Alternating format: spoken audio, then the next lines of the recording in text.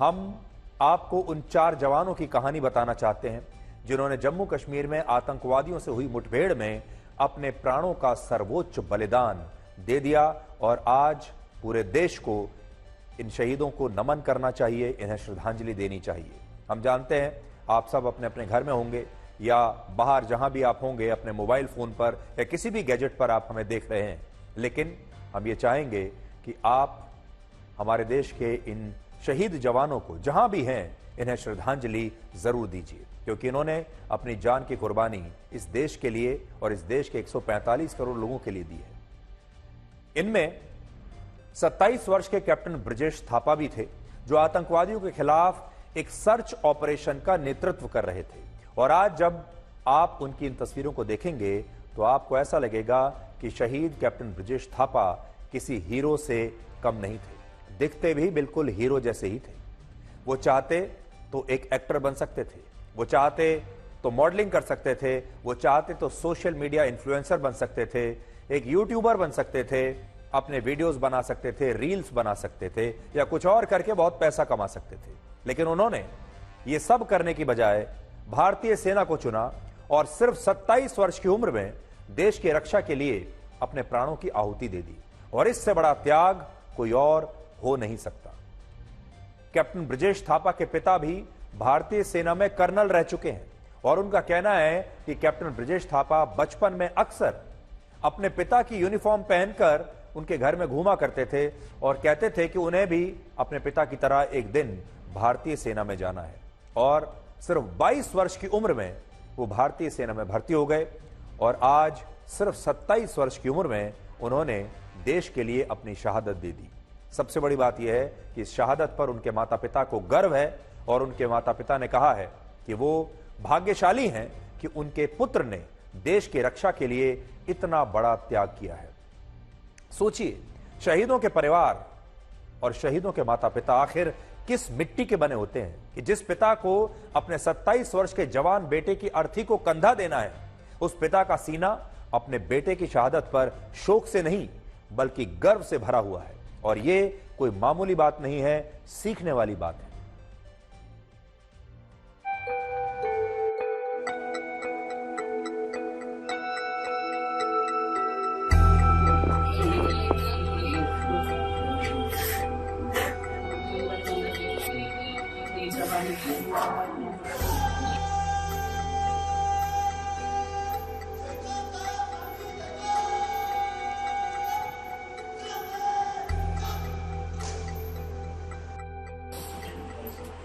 बोल ही रहा था कि मैं कैसे कैसे छुट्टी के लिए मैं यहाँ पे अभी तो जाने तो चाहिए ना, क्योंकि नहीं तो देश में कौन लड़ेगा फिर। आप हम लोग जैसे कहाँ बैठेंगे, है ना। उन लोग वहाँ पे बॉर्डर में बैठे हुए, इसलिए हम लोग यहाँ पे आराम से बैठे हुए। नॉट ओनली मैं, सभी लोग, है ना। हमारा ये जवान भी इधर ऐसे होते हैं, देश के लिए अपनी जान देने के लिए रेडी होते हैं। तो अभी किसको बोल सकते हैं, उसका ड्यूटी था तो ही वॉज वेरी प्राउड। ऐसे भी नहीं कि मैं अभी वापस आऊँगा या कुछ, ऐसे भी नहीं। Was very very proud. He liked it also. पहले उसको हमने बोला था कि अम्बाला में तुम्हारा अच्छा था। अम्बाला में तो उसको पीस स्टेशन था, अम्बाला में वो एटी का है वो, तो उसको यहाँ पे 10 RR में उसको डिप्यूटेशन के लिए भेजा था उसको ना, दो साल के लिए। तो उसको मैंने 1-2 बार उसको पूछा भी था, तो मला अम्बाला ठीक था, पर तुम इधर ऐसे आ गए। नहीं मम्मी यहाँ पे बहुत, यहाँ अच्छा है बोलते थे, यहाँ पे अच्छा है करके बोलते थे। यहाँ पे मतलब उनको लगता है ना कि अभी तो 26-27 के था वो, 26 प्लस का था, तो कुछ मतलब देश के लिए करेंगे, वो जो जुनून होता है वो ना। वो जो है वो हमेशा बोलता था कि मैं क्या अपने आप जैसे ही मैंने जाना। जब हम गाड़ी में भी चलते थे तो हमारा जो फौजी गाड़ी में मैं आगे बैठता था और पीछे बैठते थे बच्चे थे, तो वो बोलता था किसी दिन मैं भी आगे के उसमें सीट में बैठूंगा करके बोलते थे, क्योंकि उसका इंटरेस्ट छोटे से फौज में और देश के लिए लड़ना था। तो उन्होंने अपना कभी वो ऐसे डरे नहीं, कभी वो झुके नहीं, और हमेशा जो है वो जो भी काम था वो अपना ठीक ठाक करता था और जो भी बोला वो सही करता था। और ये कि जैसे छोटे से ही उसको हमने बताया भी था, अगर आर्मी में नहीं जाना किसी और, क्योंकि उसने इंजीनियरिंग कर रखा है, बीटेक किया हुआ है। तो उन्होंने बोला था, लेकिन वो बोला नहीं नहीं मैंने आर्मी में ही जाना है। तो हमेशा मेरा भी कोई आर्मी का जैसे जैकेट वगैरह है वो भी लगा के वो घूमते थे। हाँ, वो तो शौक था इसीलिए। तो ब्रजेश थापा के पिता को अभी आपने देखा, उन्होंने बीटेक की हुई थी। वो चाहते तो कुछ भी कर सकते थे, लेकिन उन्होंने भारतीय सेना को चुना।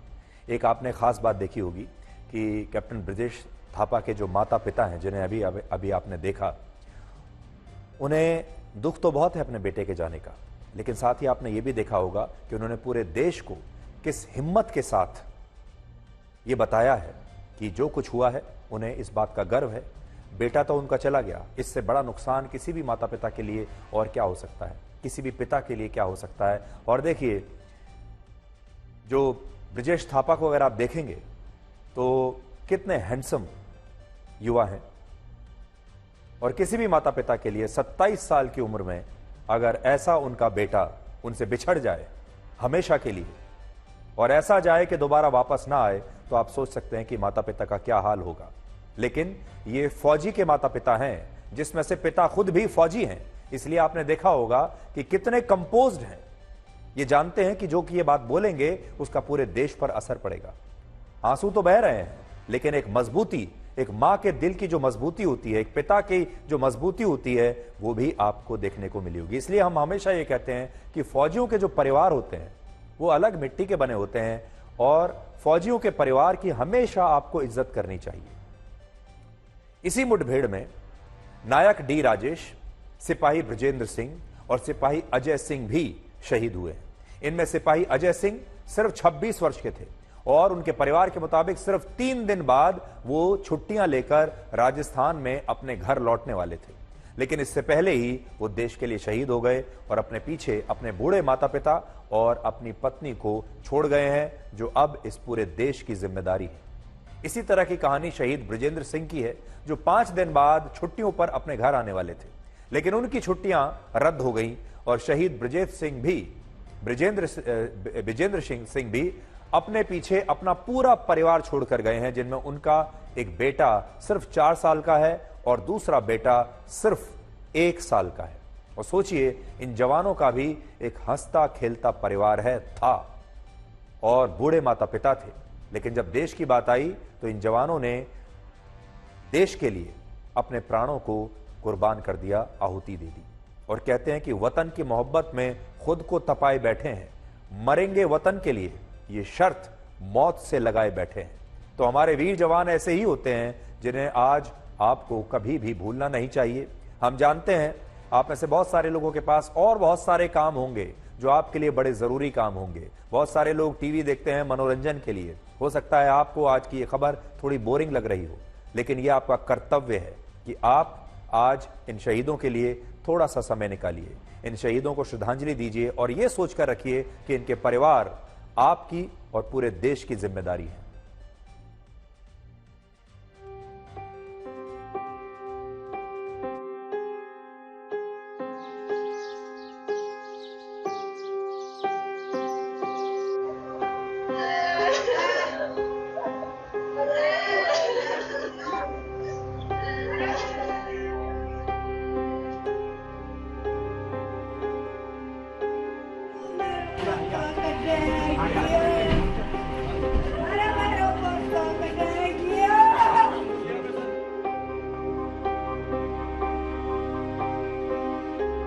बहुत ही सेंस शक्ति वाला लड़का था, बहुत ही होनहार, सबसे मिलनसार लड़का था।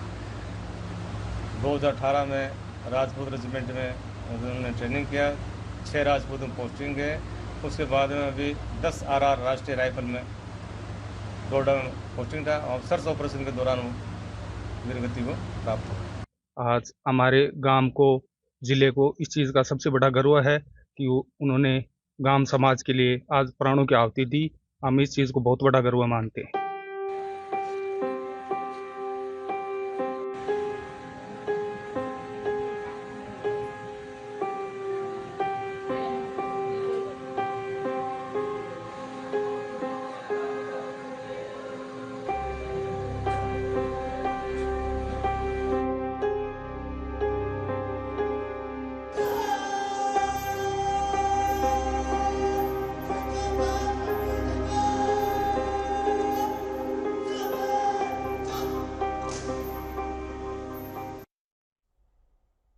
अब पूरी कहानी सुनिए और ये देखिए कि जम्मू के डोडा जिले में ये एनकाउंटर आतंकवादियों के साथ कैसे हुआ और हमारे इन बहादुर जवानों की जान कैसे गई। भारतीय सेना के मुताबिक डोडा शहर से लगभग 55 किलोमीटर दूर डेसा के घने जंगलों में उसे 4 से 5 आतंकवादियों के छिपे होने की सूचना मिली, जिसके बाद सेना ने इन आतंकवादियों को मार गिराने के लिए एक सर्च ऑपरेशन शुरू किया और इस ऑपरेशन को शहीद कैप्टन ब्रजेश थापा खुद लीड कर रहे थे। रात को करीब 9 बजे सेना के जवानों ने उस इलाके को पूरी तरह से घेर लिया जहां इन आतंकवादियों के छिपे होने की सूचना मिली और हमारे जवान आतंकवादियों के बेहद करीब पहुंच चुके थे। लेकिन इसी दौरान आतंकवादियों ने सेना के घेरे को तोड़ने के लिए रात के अंधेरे में अंधाधुंध गोलियां चलानी शुरू कर दी, जिसमें हमारे 4 जवान शहीद हो गए और 1 जवान घायल हो गया।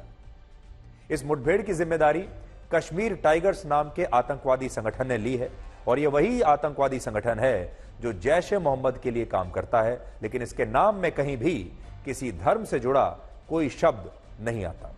और इस संगठन को बनाया ही इसलिए गया है ताकि जैश अपनी दुकान कश्मीर टाइगर्स के नाम से चला सके और इसे धर्म की पहचान से अलग रख सके, इसे कश्मीर की पहचान के साथ जोड़ सके और पाकिस्तान की पहचान के साथ इसे अलग कर सके।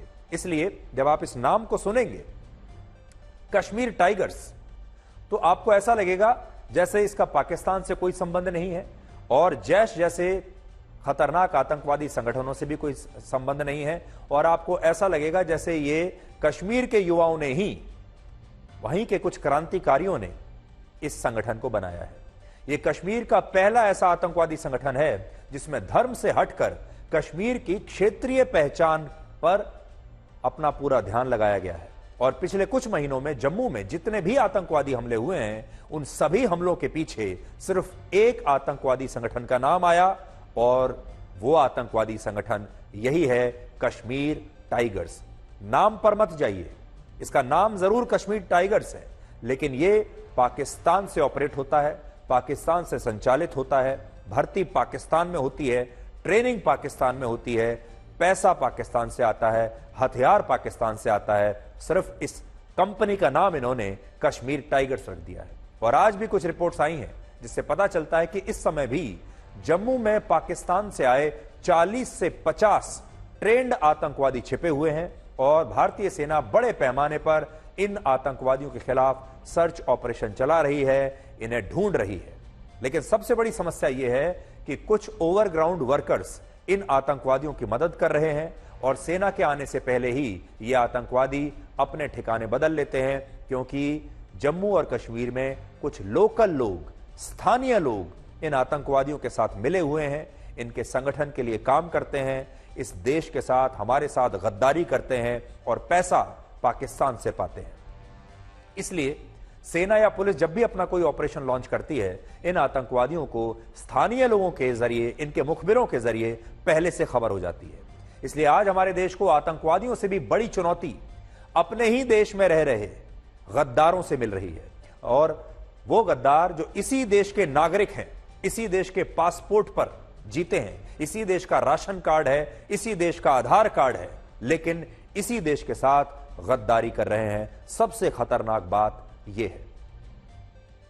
तो बड़ी बात यह है कि जम्मू और कश्मीर में लगातार इस समय आतंकवादियों के हमले चल रहे हैं और जब से मोदी सरकार का ये जो तीसरा टर्म शुरू हुआ है, तब से लेकर अब तक आतंकवादी हमलों में लगातार वृद्धि हो रही है और इस तरह के हमले लगातार बढ़ रहे हैं। एक और बड़ी बात यह है कि पहले हमले हुआ करते थे कश्मीर घाटी के आसपास, लेकिन अब ये पिछले 1 महीने से सारे हमले जम्मू के इलाके में हो रहे हैं, जम्मू के आसपास हो रहे हैं। यानी आतंकवादियों ने अपना ठिकाना कश्मीर घाटी से हटाकर अब जम्मू के इलाके में कर दिया है। ये एक बड़ी बात है। लेकिन आज एक सवाल हमें यह भी पूछना होगा कि हमारे देश के ये युवा जो अपने पीछे अपने परिवारों को छोड़ गए हैं, जो बड़े बड़े सपने लेकर भारतीय सेना में आए थे, देश की रक्षा तो वो करना चाहते ही थे, वीर थे, उनका कर्तव्य था, लेकिन क्या हमारा कर्तव्य ये नहीं बनता कि हम इन्हें बचा सकें? हमारा कर्तव्य क्या ये नहीं बनता कि इनके सपने भी पूरे हो सकें, ये भी सकुशल अपने घर छुट्टियों पर जा सकें, अपने परिवार के साथ समय बिता सकें? लेकिन ऐसा हो नहीं रहा और हमारे जो वीर जवान हैं, जिन पर उनके माता पिता 20 से 25 साल अपना समय, अपना पैसा, अपने सपने सब कुछ लगा देते हैं एक बच्चे को पालने पोसने में, फिर उसे भारतीय सेना में भेजते हैं, फिर भारतीय सेना लाखों रुपए लगाती है उस सैनिक को ट्रेन करने में, उसे एक एसेट बनाने में, उसे एक वीर सैनिक में तब्दील करने में। कितनी मेहनत है। पहले 20 साल 25 साल माता पिता मेहनत करते हैं, उसके बाद भारतीय सेना मेहनत करती है, हमारी सरकार मेहनत करती है, हमारा इंफ्रास्ट्रक्चर मेहनत करता है, इन्हें ट्रेनिंग दी जाती है, इन्हें एक्सपर्ट बनाया जाता है, और फिर एक 10 दिन या 15 दिन की ट्रेनिंग पाए हुए आतंकवादी आता है और इन पर अंधाधुंध गोली मारकर भाग जाता है या फिर खुद भी एनकाउंटर में मारा जाता है। आतंकवादियों का कुछ नहीं जाता, लेकिन हमारे देश की इतनी बड़ी पूंजी, हमारी इतनी बड़ी संपत्ति, हमारे इतने कीमती जवान शहीद हो जाते हैं। इसलिए हम चुपचाप बैठे बैठे ये सब होते हुए नहीं देख सकते और हमें देखना भी नहीं चाहिए। और इसलिए आज हम ये कहना चाहेंगे कि भारत की सरकार को इसका कोई परमानेंट हल निकालना पड़ेगा। पाकिस्तान से इस बारे में हम बात तो नहीं करते, लेकिन जिस भाषा में पाकिस्तान को बात समझ में आती है, जो भाषा पाकिस्तान को समझ में आती है, उसी भाषा में भारत को जवाब अब देना चाहिए। अब और ज्यादा बर्दाश्त नहीं होता। अब हम आपको यह बताएंगे कि जिस उत्तराखंड को देवभूमि कहा जाता है, उसी देवभूमि पर धर्म के नाम पर किस तरह से अतिक्रमण और अवैध कब्जा हो गया। यह खबर उत्तराखंड के बागेश्वर जिले से आई है, जहां प्रशासन ने एक मंदिर पर बुलडोजर चलाने के आदेश दिए हैं और इस मंदिर की तस्वीरें इस समय आपकी स्क्रीन पर हैं। यह एक अवैध मंदिर है। इस मंदिर का निर्माण एक ग्लेशियर पर किया गया है और यह ग्लेशियर समुद्र तल से 16,500 फीट की ऊंचाई पर मौजूद है। जगह बड़ी खूबसूरत है और यह ग्लेशियर के ऊपर यह मंदिर बना है। स्थानीय लोग अब इस मंदिर को बुलडोजर से गिराने की मांग कर रहे हैं और उनका कहना है कि इस अवैध मंदिर का निर्माण जिस स्वयंभू बाबा के कहने पर हुआ है, उसकी भी गिरफ्तारी होनी चाहिए। इस स्वयंभू बाबा का नाम है बाबा योगी चैतन्य आकाश, जिसने इस अवैध मंदिर का निर्माण करने से पहले स्थानीय लोगों को एक काल्पनिक कहानी सुनाई। इस बाबा का कहना था कि एक दिन रात को देवी भगवती उसके सपने में आई और उन्होंने कहा कि इस इलाके में पवित्र जल कुंड के पास ग्लेशियर पर उनके मंदिर का निर्माण किया जाए। और जब यह बात स्थानीय लोगों ने इस बाबा से सुनी तो उन्होंने इस स्वयंभू बाबा को आश्वासन दिया कि वो इस मंदिर को बनाने में पूरी मदद करेंगे। और बाद में ऐसा ही हुआ। गांव के लोगों के सहयोग से 16,500 फीट की ऊंचाई पर एक गैर कानूनी मंदिर का निर्माण हो गया। बाद में इस बात का खुलासा हुआ कि इस मंदिर को बनाने का उद्देश्य असल में कुछ और था। आरोप है कि जिस बाबा ने यह मंदिर बनवाया, वो इस मंदिर को एक फ्लैट की तरह या कह लीजिए शहरी भाषा में एक पेंट हाउस की तरह इस्तेमाल कर रहा था, अपने घर की तरह यहां पर रहने के लिए, अपने ठिकाने के लिए।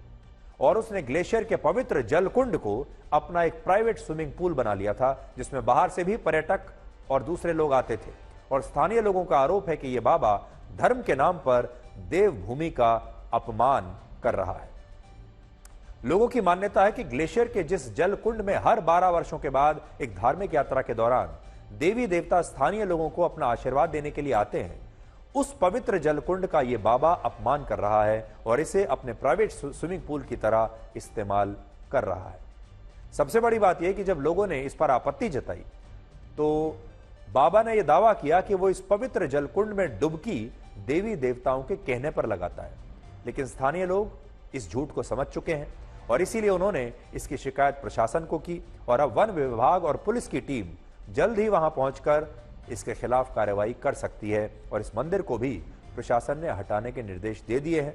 इससे आप समझ सकते हैं कि जिस देवभूमि पर स्वयं भगवान शिव आकर बसे थे, अब वहां कैसे धर्म के नाम पर अतिक्रमण हो रहा है। और यहां बात सिर्फ एक मंदिर की नहीं है, आज एक दूसरा मंदिर भी विवाद में आया है। पिछले साल एक रिपोर्ट आई थी जिससे पता चला था कि देवभूमि में सरकारी जमीन पर अवैध कब्जा करने के लिए कई मजारों का निर्माण हुआ है और इन मजारों पर सरकार ने तब बुलडोजर चलाया था। बड़ी बात यह है कि जब इन अवैध मजारों पर बुलडोजर चलाया गया तब हमारे देश के खास वर्ग ने सरकार की इस कार्रवाई को मुस्लिम विरोधी बताया था। लेकिन आज जब एक ग्लेशियर पर बने एक अवैध मंदिर को सरकार हटा रही है तो इस कार्रवाई को कोई हिंदू विरोधी नहीं कह रहा। और ये एक बड़ा अंतर आप देश के लोगों की सोच में आज देख सकते हैं।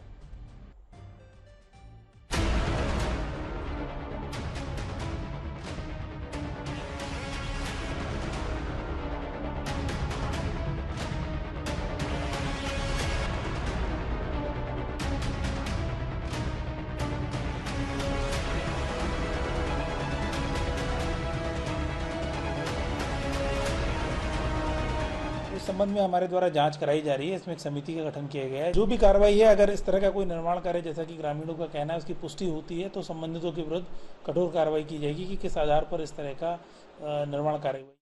हम आपको ये बताएंगे कि केदारनाथ मंदिर से 228 किलोग्राम सोना जो गायब होने की खबरें आ रही हैं, क्या वो सच है?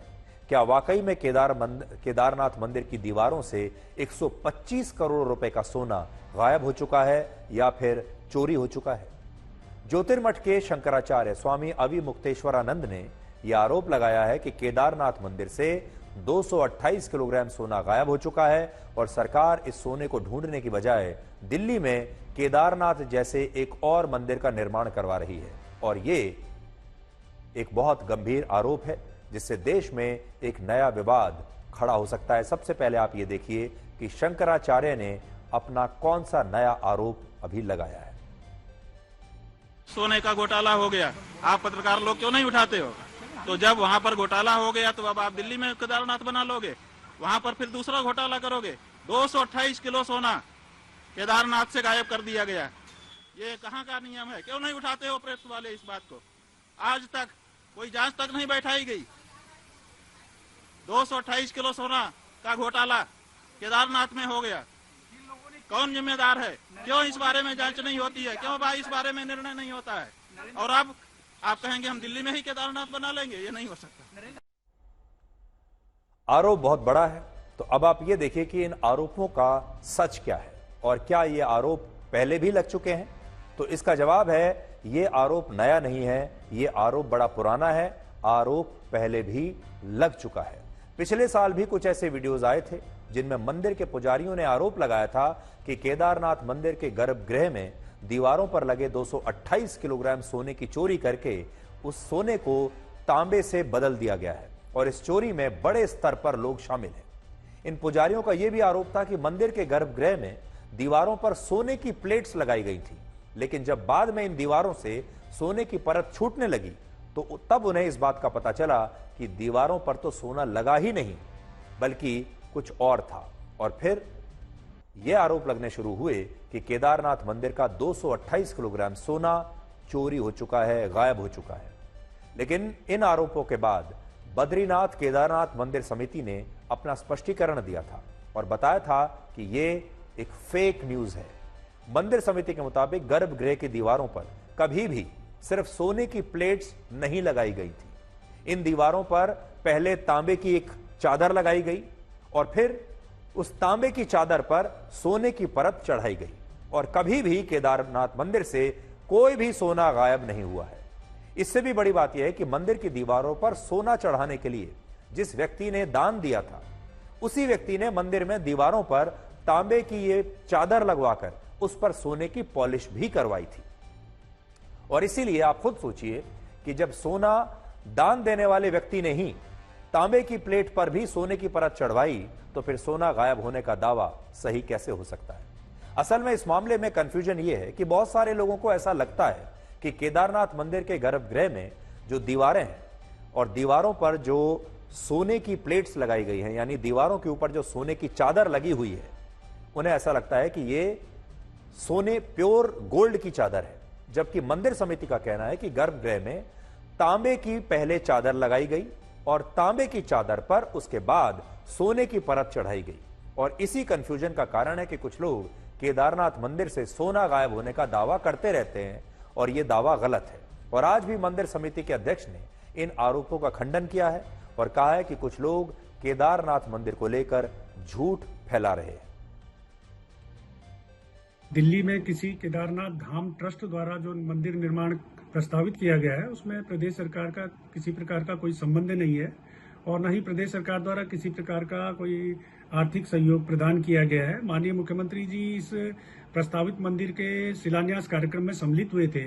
इसके लिए माननीय मुख्यमंत्री जी से कुछ साधु संतों ने, कुछ जनप्रतिनिधिगणों ने अनुरोध किया था और माननीय मुख्यमंत्री जी एक धार्मिक कार्यक्रम के नाते इस समारोह में वो सम्मिलित हुए थे, लेकिन प्रदेश सरकार का इस मंदिर के निर्माण से किसी प्रकार का कोई संबंध नहीं है। इस पूरे मामले की जांच के लिए सरकार ने पिछले साल एक कमेटी बनाई थी और 21 जुलाई को रुद्रप्रयाग जिले के डीएम ने मंदिर के गर्भगृह का निरीक्षण किया, लेकिन इस जांच की रिपोर्ट अब तक नहीं आई है और इसीलिए भी यह मुद्दा बार बार उठाया जा रहा है। और हम चाहते हैं कि अगर सरकार की जांच पूरी हो चुकी है तो सरकार को अपनी रिपोर्ट अब सार्वजनिक कर देनी चाहिए और देश के लोगों को बताना चाहिए कि केदारनाथ मंदिर से सोना गायब होने का सच क्या है। इस सब के बीच केदारनाथ मंदिर के पुजारियों ने भी अपना विरोध प्रदर्शन समाप्त कर दिया है और यह विरोध प्रदर्शन दिल्ली में केदारनाथ जैसा मंदिर बनाने के खिलाफ चल रहा था। इस मंदिर से जुड़े एक कार्यक्रम में उत्तराखंड के मुख्यमंत्री पुष्कर सिंह धामी खुद शामिल हुए थे, जिसके बाद से उत्तराखंड में बड़े स्तर पर विरोध प्रदर्शन हो रहे थे। लेकिन अब मुख्यमंत्री पुष्कर सिंह धामी ने केदारनाथ मंदिर के पुजारियों से बात की और उन्हें भरोसा दिया कि दिल्ली में जो मंदिर बन रहा है उसका नाम केदारनाथ मंदिर नहीं रखा जाएगा और इस देश में केदारनाथ मंदिर एक ही रहेगा और वो है उत्तराखंड का केदारनाथ मंदिर।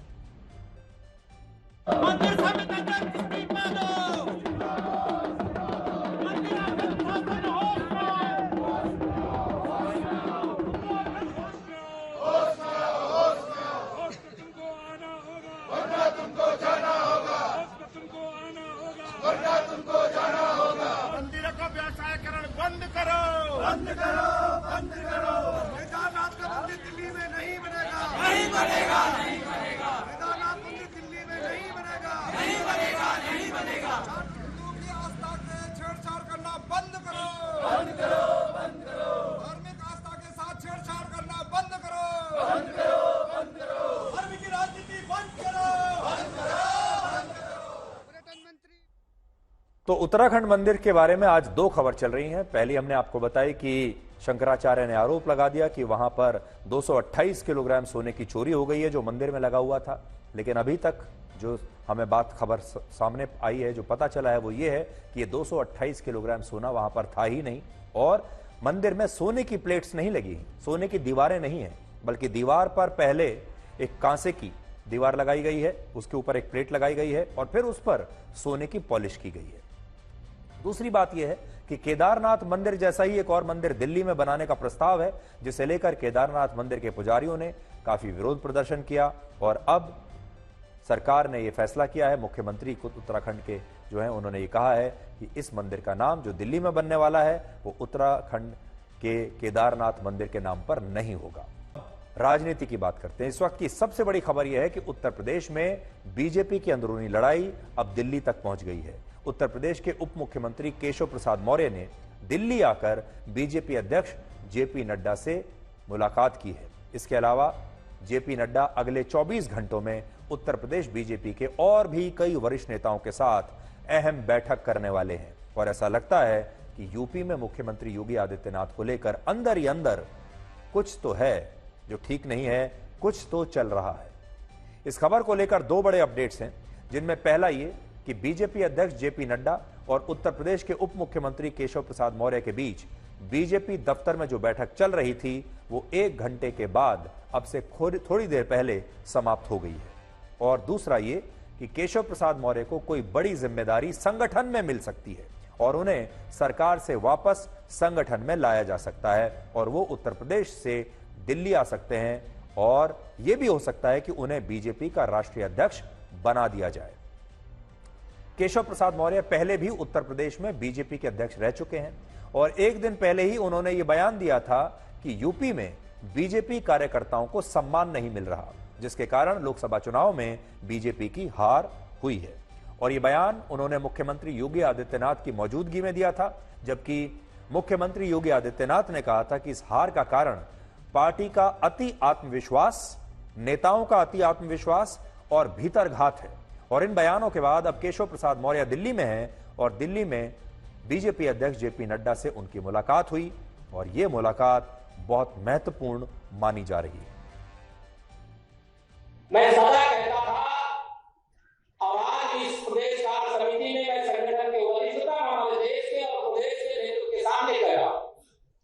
संगठन सरकार से बड़ा है।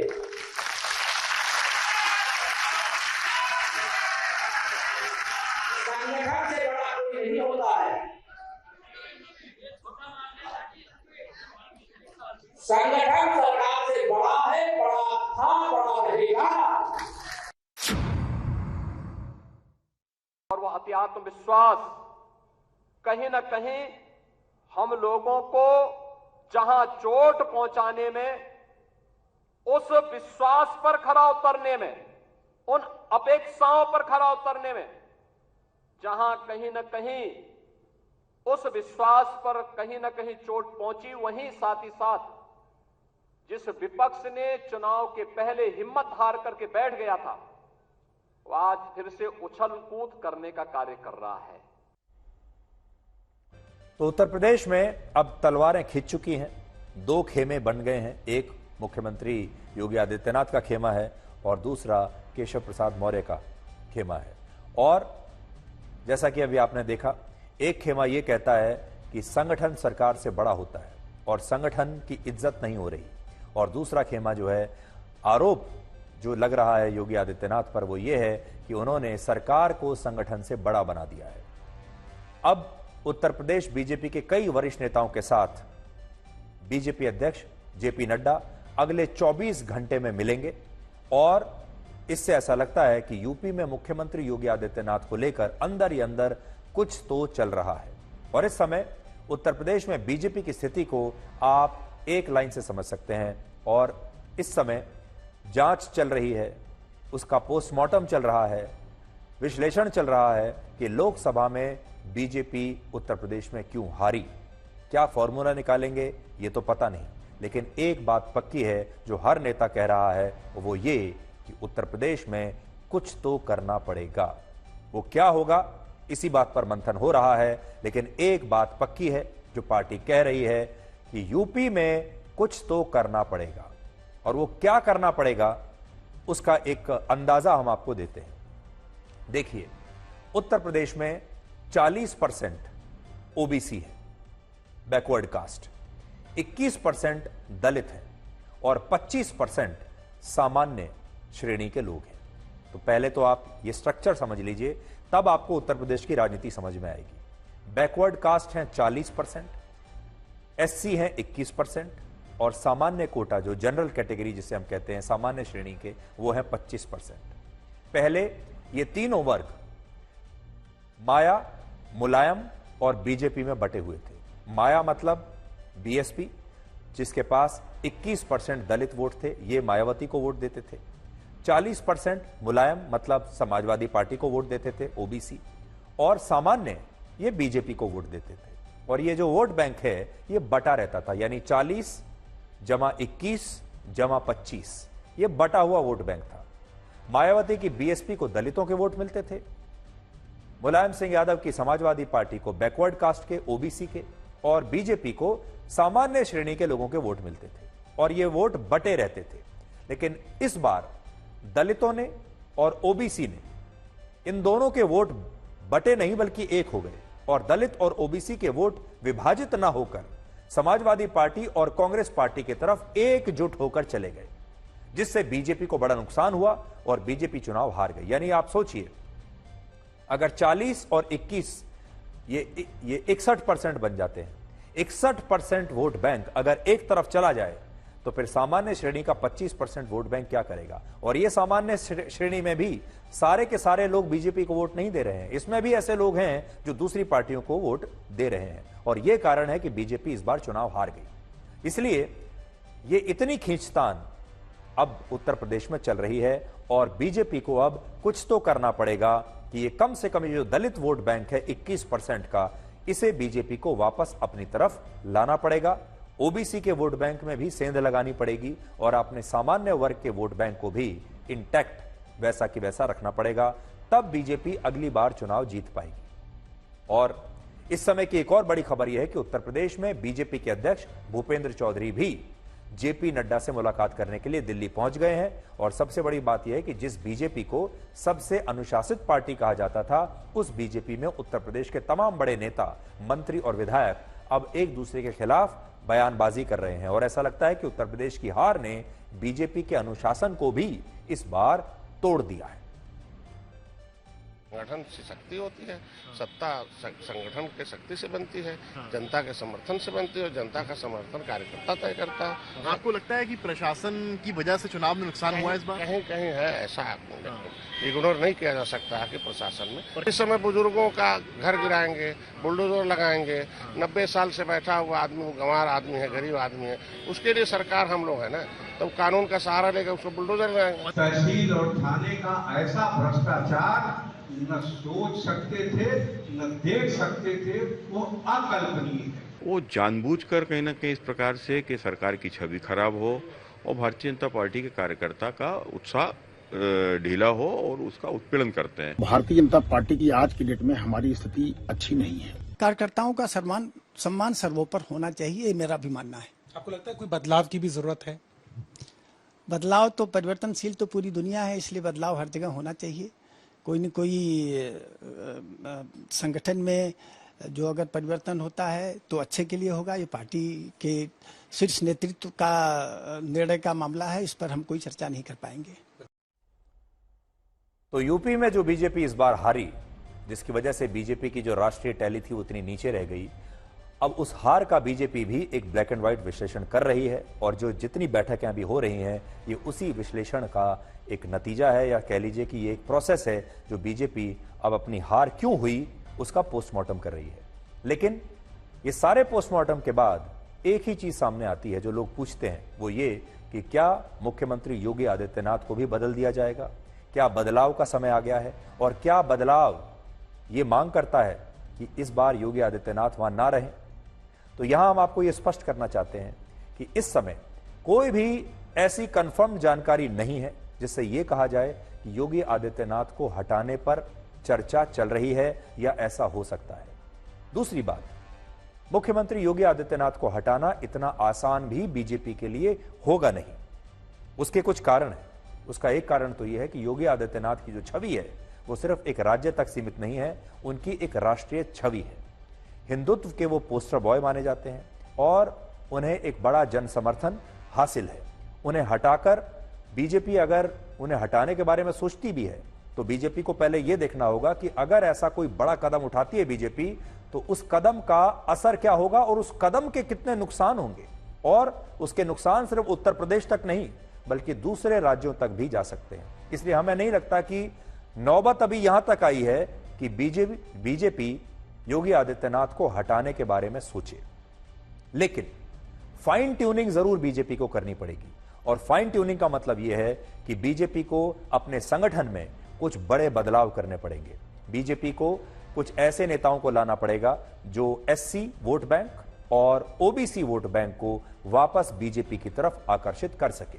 अब बीजेपी को क्या करना है, उसे अपने टैलेंट पूल में से ऐसे नेताओं को चुनना है जो दलितों का प्रतिनिधित्व करते हो, ऐसे नेताओं को चुनना है जो ओबीसी का प्रतिनिधित्व करते हो। अब बड़ी चुनौती क्या आएगी? क्या उत्तर प्रदेश में बीजेपी के पास ऐसा कोई दलित नेता है, ऐसा कोई दलित चेहरा है? चेहरा तो होगा, नेता भी होगा, लेकिन क्या उस नेता के चेहरे और नाम पर उत्तर प्रदेश के दलित बीजेपी को वोट देंगे? यह बड़ी चुनौती है।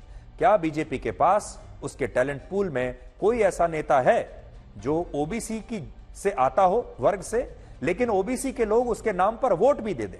अभी हमने देखा यह है कि नेता तो हैं बीजेपी के पास, लेकिन उनकी जाति के लोग उन नेताओं के नाम पर बीजेपी को वोट नहीं दे रहे हैं। यह एक बहुत बड़ी चुनौती बीजेपी के सामने आने वाली है। लेकिन एक और बात यह है कि बीजेपी को जो भी फाइन ट्यूनिंग करनी है, जो भी बड़ा बदलाव करना है, जो भी हेर फेर करना है, जो गणित बैठाना है, वो उसे अभी ही करना पड़ेगा, क्योंकि अभी भी उत्तर प्रदेश में चुनाव में 2.5 साल बचे हुए हैं।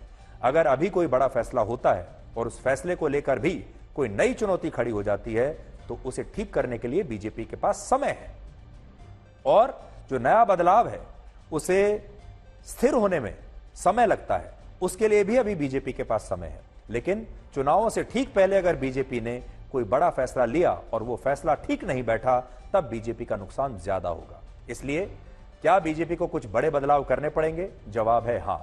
कब करने पड़ेंगे? जवाब है अभी करने पड़ेंगे। लेकिन क्या योगी आदित्यनाथ को हटाना उसमें से एक होगा?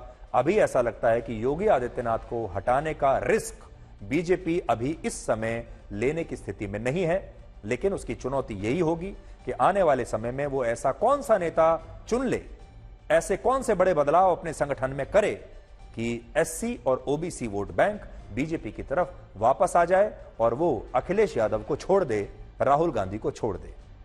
अब बड़ी पहेली यही है कि क्या ये वोट बैंक राहुल गांधी और अखिलेश यादव को छोड़कर वापस बीजेपी के पास जाएगा और बीजेपी के पास कौन सा ऐसा बड़ा नेता आज बैठा है जो इस वोट बैंक को वापस बीजेपी को दिला दे। मामला बड़ा कॉम्प्लिकेटेड है, इतना आसान नहीं है। इतना आसान होता तो बीजेपी भी तुरंत कोई फॉर्मूला निकाल ही लेती। हम आपको एक ऐसी खबर दिखाएंगे जो आपकी जेब से संबंधित है, आपके घर से संबंधित है, आपके परिवार और आपके रोजमर्रा की जिंदगी के बारे में है, और उस समस्या का नाम है महंगाई।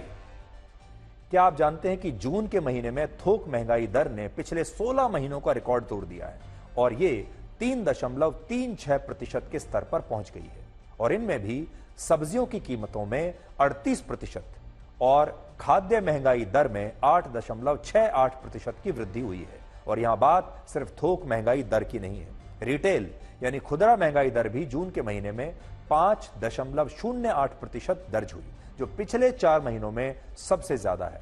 और भारत दुनिया के उन देशों की सूची में आ गया है जहां महंगाई रॉकेट की रफ्तार से बढ़ रही है, और इनमें भी सब्जियों की कीमतों में इस समय आग लगी हुई है। भारत के उपभोक्ता मंत्रालय के मुताबिक खुदरा बाजार में 1 किलो टमाटर की अधिकतम कीमत 127 रुपए पहुंच गई है। सोचिए, टमाटर 127 रुपए किलो, जबकि 1 किलो प्याज की अधिकतम कीमत इस समय 80 रुपए चल रही है और आलू की कीमत चल रही है 65 रुपए प्रति किलो। ये 3 चीजें ऐसी हैं जो भारत के हर घर में और भारत के हर घर के हर परिवार की रसोई में जरूरी मानी जाती हैं। टमाटर 127 रुपए किलो, प्याज 80 रुपए किलो, आलू 65 रुपए किलो। इसके अलावा 1 किलो आटे की अधिकतम कीमत 70 रुपए है, चावल की 75 रुपए, मसूर दाल की 158 रुपए, उड़द दाल और मूंग दाल की अधिकतम कीमत 180 रुपए है। हमारी जो महिला दर्शक हैं, जो रसोई चलाती हैं और जो घर का पूरा बजट चलाती हैं, वो सब इस सूची को देख रही होंगी। हो सकता है आपके इलाके में इससे थोड़ा सा कम या थोड़ा सा ज्यादा हो। सबसे बड़ी बात यह है कि जो महंगाई दर पिछले साल मई के महीने में 4.433% थी, वही महंगाई दर अब 5.1% तक पहुंच गई है। और यहां बात सिर्फ भारत की नहीं है। क्या सिर्फ अकेले भारत में महंगाई है? नहीं, पूरी दुनिया में है। पूरी दुनिया में सबसे ज्यादा महंगाई जिम्बाब्वे में है, जहां महंगाई दर है 500 पार, मतलब 500 के पार चली गई है। अर्जेंटीना में महंगाई दर 249% है, सूडान में 145%, वेनेजुएला में 100%, ईरान में 37%, पाकिस्तान में 25%, बांग्लादेश में 9.3%, रशिया में महंगाई दर 6.9%, जबकि चीन, अमेरिका और ब्रिटेन में महंगाई दर इस समय भारत से कम है। चीन में महंगाई दर सिर्फ 1% है, अमेरिका में सिर्फ 2.9% और ब्रिटेन में सिर्फ 2.5%, जबकि भारत में महंगाई दर है इस समय 5.1%। हालांकि भारत में बढ़ती हुई महंगाई स्थायी नहीं है, क्योंकि भारत में खाद्य महंगाई दर इसलिए बढ़ी क्योंकि पिछले महीने देश में हीट वेव के कारण फसलें बहुत प्रभावित हुई और अब बाढ़ के कारण भी सब्जियों के दाम बढ़ गए हैं। तो हमारे देश में असल में मौसम हमारा बहुत बड़ा दुश्मन है। कभी गर्मी ज्यादा पड़ती है, फसल खराब हो जाती है, कभी बाढ़ आ जाती है, फसल खराब होती है, और कभी ज्यादा सर्दी पड़ती है तो फसल खराब हो जाती है और फिर महंगाई आती है। बहुत कम लोग इस बात को जानते हैं कि भारत जिस दिन आजाद हुआ उसी दिन से हमारे देश में सबसे बड़ा मुद्दा महंगाई का ही रहा है।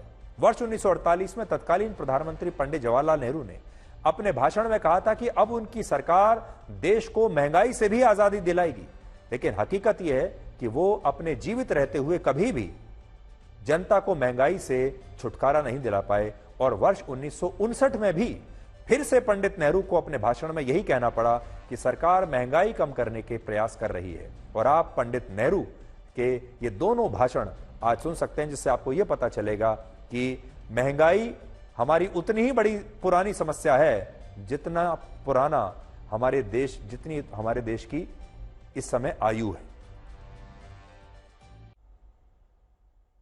पंडित नेहरू के बाद जब उनकी सुपुत्री इंदिरा गांधी प्रधानमंत्री बनी तब भी देश में वैसी ही जबरदस्त महंगाई थी और वर्ष 1974 में स्थिति यह हो गई कि भारत की महंगाई दर उस समय 29% पहुंच गई, जो आज मोदी सरकार के दौर में सिर्फ 5% है। और उस समय वर्ष 1974 में एक फिल्म आई थी, रोटी कपड़ा और मकान, और इस फिल्म में एक गाना था, महंगाई मार गई, ये उसके बोल थे। और उस समय ये गाना बड़ा चर्चित रहा था क्योंकि पूरा देश महंगाई से संघर्ष कर रहा था। फिल्में भी उस समय ऐसी ही बनती थी जिनके नाम रोटी कपड़ा और मकान इस तर्ज पर होते थे, क्योंकि लोगों के पास रोटी कपड़ा मकान नहीं था, लोग महंगाई से त्रस्त थे, महंगाई पर गाने लिखे जाते थे। स्थिति यह हो गई कि 15 अगस्त 1974 को इंदिरा गांधी ने लाल किले से दिए अपने भाषण में कहा कि महंगाई एक स्वाभाविक चीज है जो हमेशा रहेगी। लेकिन आज वही कांग्रेस पार्टी महंगाई को लेकर सबसे ज्यादा राजनीति कर रही है। तो पंडित नेहरू के सारे भाषण आपने देख लिए, महंगाई को लेकर वादे हुए। इंदिरा गांधी के भाषण देख लिए। इंदिरा गांधी के बाद दूसरी सरकारों में भी ऐसी कई फिल्में आई जो महंगाई पर ही केंद्रित थी, और इनमें एक फिल्म का नाम है पीपली लाइव, जो 2010 में आई थी। इस फिल्म में एक बड़ा मशहूर गाना था, महंगाई डायन खाए जात है। और उस समय भी हमारे देश में महंगाई दर 11.9% थी, जो आज 5% है। लेकिन इससे आप ये समझ सकते हैं कि हमारे देश में हर सरकार के दौर में महंगाई का मुद्दा बहुत बड़ा रहा है। हर चुनाव में महंगाई का मुद्दा रहा है और कोई भी सरकार महंगाई को ज्यादा समय तक कंट्रोल नहीं कर पाई है। हालांकि आज यहां हम आपको जापान के बारे में कुछ बताना चाहेंगे, जो दुनिया का इकलौता ऐसा देश है जो महंगाई बढ़ने से नहीं बल्कि महंगाई कम होने से परेशान है। पूरी दुनिया में महंगाई बढ़ रही है, जापान में कम हो रही है। जापान में वर्ष 1980 के दशक से डिसइंफ्लेशन की प्रक्रिया शुरू हो गई, जिसमें लोगों की आय तो बढ़ी, आमदनी बढ़ी, लेकिन खर्चे नहीं बढ़े।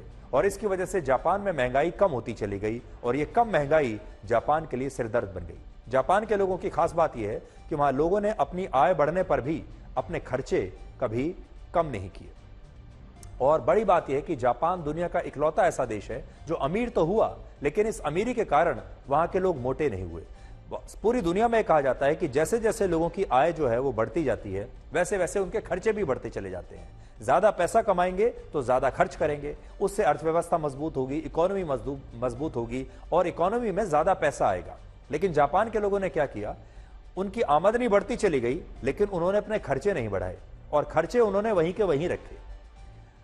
जबकि अमेरिका, ब्रिटेन, चीन और रशिया जैसे देश जब अमीर हुए तो वहां की आधी आबादी मोटापे का शिकार हो गई, क्योंकि उन्हें बैठकर खाने की आदत पड़ गई, उन्होंने खर्चा शुरू कर दिया और इस प्रकार से वहां समाज बदलने लगा। लेकिन जापान के लोग अमीर होने के बावजूद भी मोटे नहीं हुए, उनका वजन बढ़ा नहीं। ये एक बड़ी बात है। तो जापान एक अलग ही रास्ते पर जा रहा है। मोह खत्म होते ही खोने का डर भी मन से निकल जाता है, फिर चाहे वो मोह दौलत का हो, किसी वस्तु का हो, प्रेम का हो, रिश्ते का हो या फिर जिंदगी का हो।